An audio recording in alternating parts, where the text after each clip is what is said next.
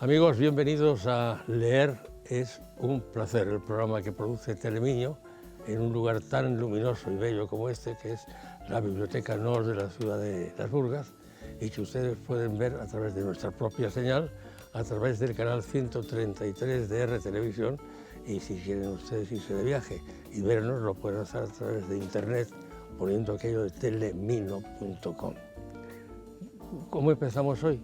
¿Qué les parece a ustedes si preguntamos cuáles son las novedades?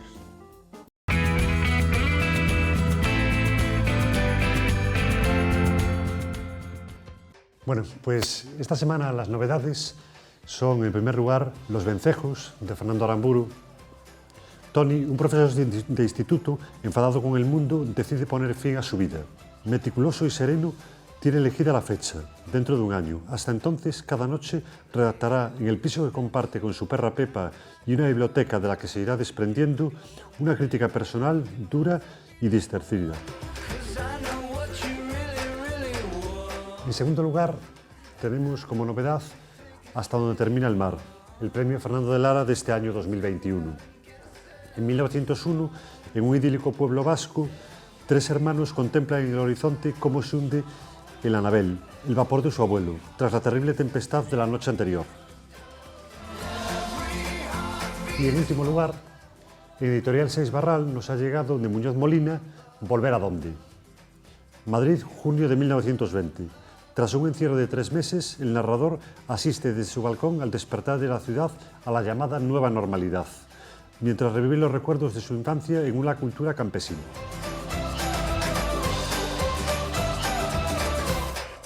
Y estas son las novedades de esta semana.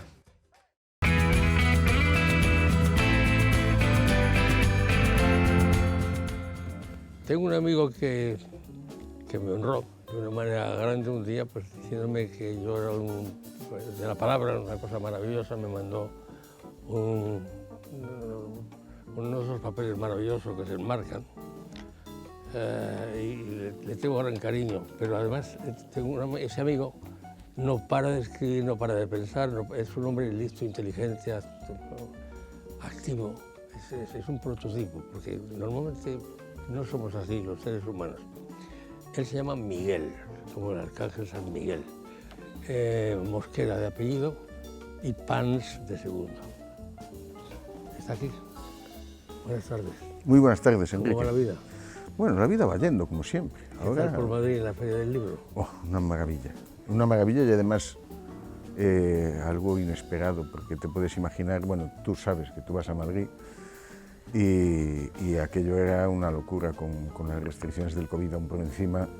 En el Parque del Retiro había números clausos, había una limitación de aforo de 3.000 personas, y cuando empezaba cada jornada la feria, al principio era ágil, se entraba con agilidad en el recinto, pero bueno, en cuanto se llegaba al aforo de 3.000 era un cuentagotas de gente que iba saliendo y que iba entrando, y te puedes hacer una idea de que bueno, daba una vuelta y media al Retiro, y aquello era un empezar y no acabar. Pero con un saldo, desde luego para mí muy satisfactorio, porque bueno, yo como autor soy más conocido en Estados Unidos o en Latinoamérica que en España. Pero bueno, resulta que sí, que había más gente de la que yo pensaba que allá en la capital del reino me conocían, y bueno, fue muy satisfactorio poder compartir con el público unos momentos que fueron muy gratificantes. Pues me alegro mucho, sabes que te aprecio mucho. Bueno, Orisha es tu último libro. Yo te preguntaba que cuántos habías publicado y me has dicho que pasan de 30 o que son 30. Pasó de 30 ya. Ya van más de 30 libros publicados porque bueno, empecé a publicar mucho más tarde que cuando empecé a escribir, porque a escribir empecé sobre los 12 años, pero a publicar empecé a partir del 2004. 2004. 2004. Y a partir de 2004 empecé a encadenar una publicación. Que si no me equivoco yo son 16, 17 años. Son 16, 17 años. 2004 son 17 años, estamos en el 2021, son 17 años. Claro. Pero bueno, es que había obras, alguna obra, por ejemplo, de poesía que ya estaba escrita. De poesía que ya tenías. Y que lo que estaba era esperando un editor. A veces estas cosas suceden. Y de hecho, hay obras que son intemporales, es decir, Orixá es una obra que es intemporal, que puede adaptarse a distintas épocas, a distintos momentos. Los orixás son unas entidades espirituales del panteón yoruba. El panteón yoruba es un panteón africano, es el panteón de los dioses de la zona de Níger, Congo, y que durante la época de la esclavitud de los africanos a Latinoamérica se trasladó allá y se incorporó dentro del sincretismo católico. Sabes que los esclavos africanos, o sea, hubo un momento en el que el Papa, creo recordar que fue Pablo III, que en una encíclica dijo que los indígenas americanos no podían ser objeto de esclavitud y que tenían que ser libertos todos. Y entonces ahí es donde realmente comenzó el gran comercio de los esclavos procedentes de África a América, ¿no? Un comercio en el que participaron todos. O sea, estoy hablando así un poco también con el reciente 12 de octubre y estas ideas que hay sobre la leyenda negra de la herencia española. A ver, los indígenas en América se encontraron con una situación en muchos aspectos análoga a la que nos encontramos nosotros cuando éramos indígenas y llegó Roma, el Imperio Romano, y nos ocupó y nos convirtió en esclavos. Quizás peor todavía, bastante peor fue Roma, en el sentido de que Roma, allá donde llegaba, desplazaba a un pueblo entero, se quedaba con las mujeres como rehenes. Muchas de ellas acababan en lupanares, o sea, bajo la amenaza de acabar en lupanares, ante la perspectiva de rebelarse por parte de los hombres, ¿no? Y una cultura que heredamos del Lacio, de Roma, que además prosperó paradójicamente más en la medida de que Roma desapareció de aquí. Es decir, nosotros cuando llegaron los germanos nos hicimos más romanos que nunca, porque hasta entonces no nos hacía mucha ilusión serlo. Y esto no es análogo a lo que sucedió en América Latina, ¿no? Y en América en general, en todo el continente, ¿no? Muchas veces hablamos de América y nos damos cuenta que estamos incluyendo a Canadá, Norteamérica, Canadá, México, Estados Unidos, y que América es un continente, no es solamente una parte de él. Y ahí decía antes que merced a la bula del Papa Paulo III comenzó el gran mercado de esclavos, que fue un mercado que mantuvieron ingleses, que mantuvieron franceses, que mantuvieron españoles, portugueses, holandeses, porque de hecho Nueva York originariamente era un fortín holandés. Sabes que la zona de, por ejemplo, la Florida era española, pero la zona de Luisiana era francesa. Boston, Baton Rouge, todo esto, estamos hablando de franceses. Entonces, fueron todos los países europeos que en aquel momento participaron de ese mercado esclavista que detractó a África de millones y millones de personas que fueron como mano de obra esclava a América Latina. Y estos esclavos se encontraron con que, bueno, ante la presión de sus amos, lo que hicieron para mantener sus ritos fue sincretizarlos con el credo dominante, que era genéricamente la Iglesia católica, y que después enriquecieron con las creencias de los indígenas, y que dio lugar pues, a una religión y una cultura multicolor, multiétnica, y con una riqueza y diversidad cultural increíble. Y esos orixás, que eran esas entidades africanas, se incorporaron dentro de la cultura latina, sobre todo latinoamericana. y que con posterioridad merece esos intercambios que hemos tenido siempre. Tú esto lo conoces mucho de cuando eras el productor de aquel extraordinario programa que se llamaba 300 millones. No fui productor, fui director adjunto del realizador. Y el director adjunto de hecho. En tu biografía siempre dice que eras productor. Sí, sí, en tus biografías dice que eres productor, pero también es cierto que en esas biografías son las que salen en la Wikipedia, o en la Galipedia, claro, que yo también salgo y es para darle de comer aparte a quien lo haya escrito. Sí, siempre, pero bueno. Hay una confusión en todas esas cosas con los temas, por ejemplo, siempre tan elementales como director y realizador. A veces te llaman realizador y a veces te llaman director, cuando pueden ser especialidades diferentes, o en otro caso, como ocurría generalmente en España, es que eras el director realizador. Y la diferencia venía de la terminología que se tomaba como referencia, si era la anglosajona o la latina de Francia. Entonces, en Francia era realizateur y en Estados Unidos, en Gran Bretaña, eras director.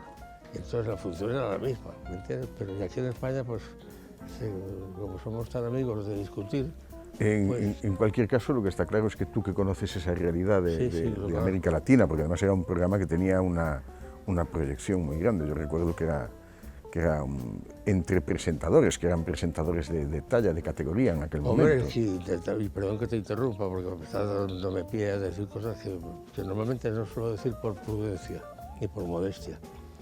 300 millones fue una idea no mía, fue una idea de Rafael Alsón, de Luis Ezcurra y concretamente pues, de Adolfo Suárez cuando llegó al poder. Que él era director general de Televisión Española. Había sido director general, pero no tuvo nada que ver con 300 millones. Por eso fue posterior, porque el alma mater del tema político fue el director general, que era Rafael Alsón, que fue el primer director general que llevó Adolfo cuando fue presidente. Adolfo es presidente el 3 de julio de 1975. No, 76. No, el 75 imposible porque Franco se murió el 20 de noviembre del 75, fue en el 76. No, en el 77. No, 76. A Juan Carlos lo coronaron en el 75. Correcto, en el 75. El 22. Y Adolfo Suárez se incorporó en el 76 al gobierno, sustituyendo a Carlos Arias Navarro. Correcto. Juan Carlos fue nombrado el 22 de diciembre. Y recordar estas cosas ya es que empiezo a pensar que ya estoy pasado de moda. Bueno, y Adolfo Suárez, ya te digo, llevó a Rafael Alsón y Rafael Alsón con Luis Ezcurra, que ya habían hecho la OTI, la organización en ese periodo, la Organización de Estados Americanos, pues decidieron hacer 300 millones. Y se lo encargaron a Pepe Marroquí, Oliva, que era un gran amigo mío, y lo intentaron hacer, y bueno, parece ser que no, había cosas que no gustaban, y entonces me llamaron a mí después del tercer programa para que me hiciera cargo del programa. Yo dije que no, que Marroquí, yo siempre era director realizador y entonces dijeron, pues nada, pues que se ocupe de América Pepe Marroquí, y así fue, él se ocupaba de los temas americanos a través de OTI y del programa yo, pero de la mano siempre de él, porque yo fui muy amigo de Pepe Marroquí. La primera vez que realizó en la primera cadena fue un programa que dirigía yo, que era Felices 70, que da la casualidad que Pilar Miró hacía el programa con... son cosas curiosas, que primero hizo que se viera al señorito, ¿cómo se llama?, Íñigo, en la primera cadena, y fue en ese programa. Y bueno, sí, visité todos los países y... Sí, que hacía Íñigo por aquel entonces un programa de música muy hippie él, porque era muy hippie él, José María Íñigo era muy hippie. Esto, al mismo tiempo, me permite decir una cosa que digo, sí, vaya, qué memoria de cosas que recuerdo de aquella época. O sea, que ya un niño ya no soy, pero al mismo tiempo me permite decir, no, es que son situaciones históricas que he vivido y por suerte no necesito ni que nadie me las cuente, ni que nadie pretenda engañarme diciendo que eran otra cosa.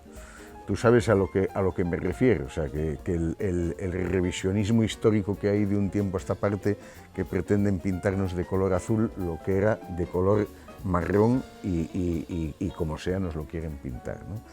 Entonces, el haber vivido en esa época ha sido un privilegio que me permite saber que, bueno, que se está inventando muchas cosas que no tenían nada que ver con la realidad que en aquel momento se vivía.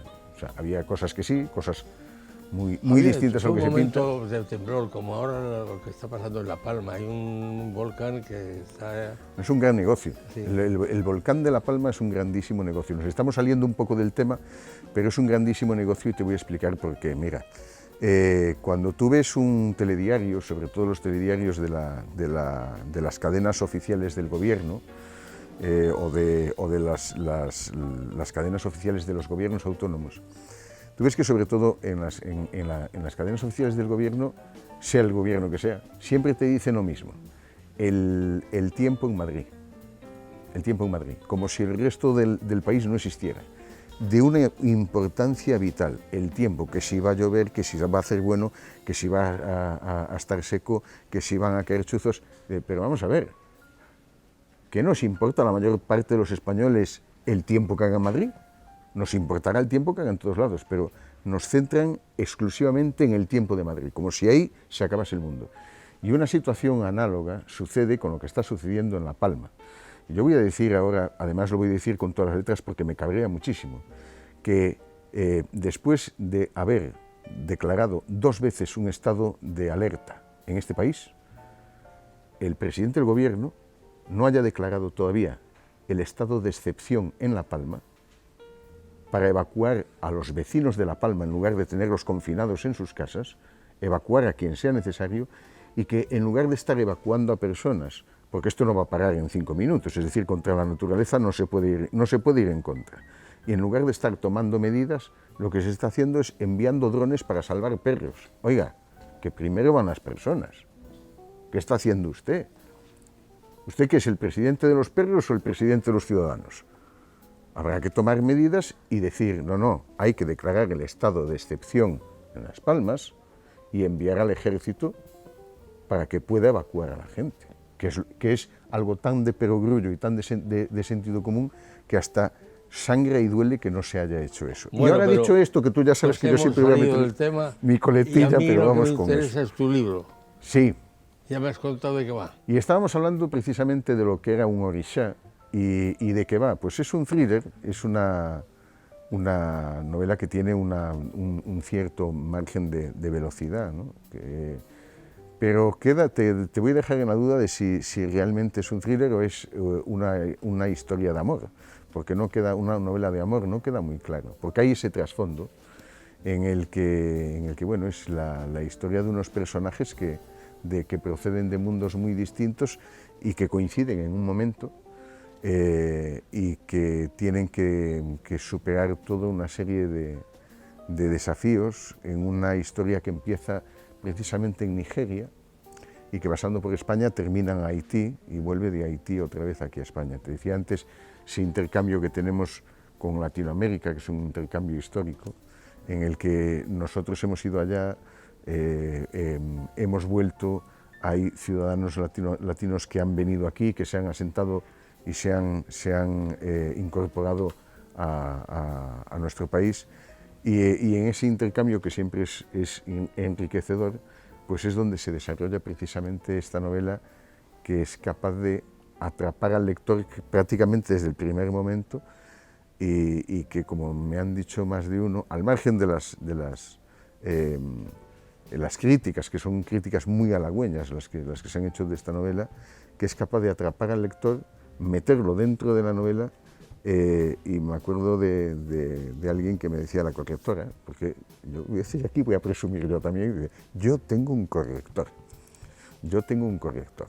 Evidentemente, no como otros autores, como pudiera haber sido Camilo José Cela, que tendría 4, no, yo tengo uno, hay que arreglarse con lo que hay. Pero yo tengo un corrector y me decía la correctora que cuando estaba revisando la novela, primero la tienen que leer, después empiezan a hacer las revisiones, que por cierto no hubo que hacer nada excepto sacar unos cuantos acentos diacríticos, porque la Real Academia Española dice que ahora ya no son necesarios. Y decía, cuando la estaba leyendo, hubo momentos en que reí y hubo momentos en que lloré, a lágrima viva. Y digo, bueno, pues entonces llegó a donde tenía que llegar la novela, ¿no? Y eso es lo que hay dentro. El corrector aceptó. Acertó y lo que tú querías, te diste cuenta que lo estaba consiguiendo. Lo estaba consiguiendo. Bien. Ha sido un placer hablar de tu libro, recordar un poco tu larga vida de autor de 30 títulos ya publicados, y me alegro que lo hayas pasado bien en Madrid. Pues a ver si la próxima vez coincidimos. Pues hombre, sí, es difícil que yo vaya a Madrid. Gracias, señor. Si París bien vale una misa, Madrid bien vale que nos tomemos un vino. Pues eso será un placer, y que además elijas la marca tú.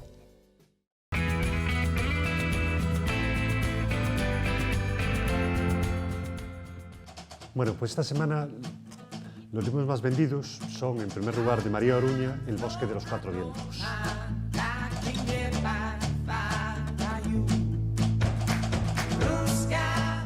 En segundo lugar, de Lorenzo Silva, Castellano.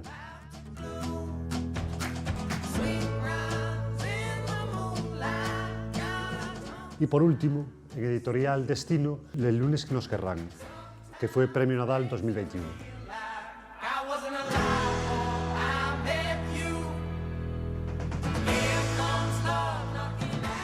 Siempre nos apetece saber exactamente lo que nos recomiendan los que más saben, los que están en las tiendas vendiendo libros, los que realmente auscultan la actualidad y el gusto del público.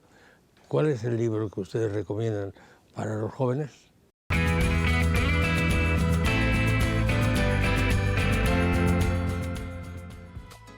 Bueno, esta semana vamos a recomendar como libro infantil 5 minutos para soñar, de Star Wars. Star Wars 5 minutos para soñar son 12 historias cortas llenas de magia y aventura. Aquí encontrarás las mejores historias ilustradas de Star Wars.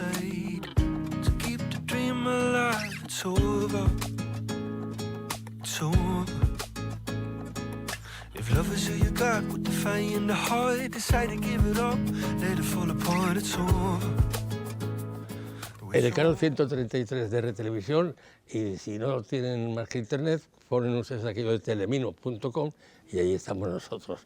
Gracias por la atención que nos prestan. Hoy hemos hecho un programa un poco diferente a los demás. Hemos hablado de cosas que a mí me han gustado y bueno, gracias por su atención. Recuerden, leer es un placer, algo más que un título.